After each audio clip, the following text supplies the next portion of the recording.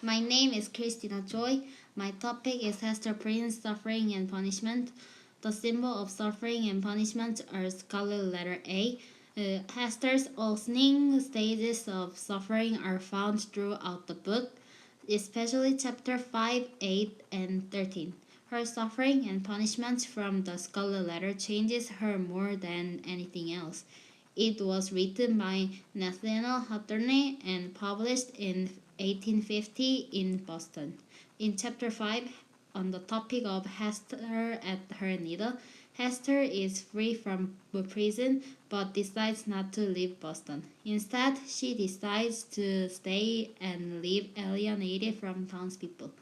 She is able to support herself with her exquisite needlework, but Hester remains lonely and outcasted. As per growing up, Hester grows a complicated bond between her daughter. In chapter 8, Hester admits to magistrates, "Per is my happiness, she is my torture, none of the less. Per punishes me too.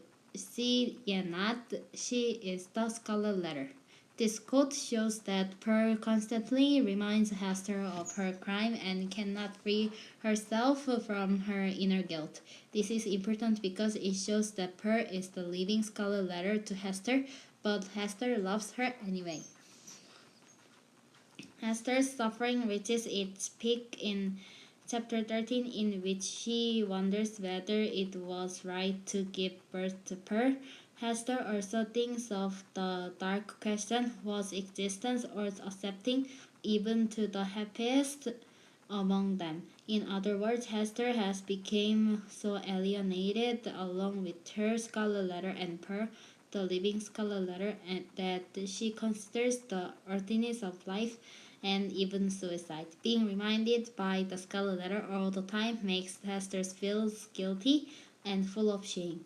Dr. Mary Lamia says that shame is often confused with guilt, an emotion we might experience as guilt of a wrongdoing about which we might feel remorseful and wish to make amends, where we will likely have an urge to admit guilt or talk with others about a situation that left us with guilty feelings. It is much less likely that we will broadcast our shame. In fact, we will most likely conceal what we feel, because shame does not make a distinction between an action and the self. Therefore, with shame, bad behavior is not separate from a bad self as it is with guilt. When Hester felt guilty, her guilt turned to shame because she wanted to fix what she did wrong. She tried to hide her shameful, but all it did was make her think that because she did a bad thing, she was a bad person, even though that is not true. Only people who want to do right will feel shame after a mistake. Dr. Art Markman says that guilt makes you want to fix your wrong choices, so you extra kind. He says this research indicates that guilty people who want to do something help people. Feelings of guilt lead you to be more generous. Hester was always generous and helped the poor even when they did not want help.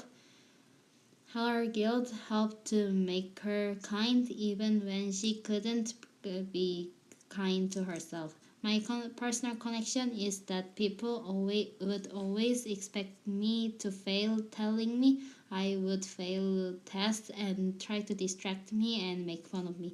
Even when they do that, I would ignore them and just focus on working hard like Hester. I had a classmate who would always steal money from me and lie about it. He would never feel shame. He did not believe he was doing anything wrong and felt no guilt for always borrowing money from and never paying it back. I felt ashamed for him, but he would not let us help him and would not pay anyone back. A mistake is not shameful, but if they will not recognize what is their fault, then that will be shameful. And then stop.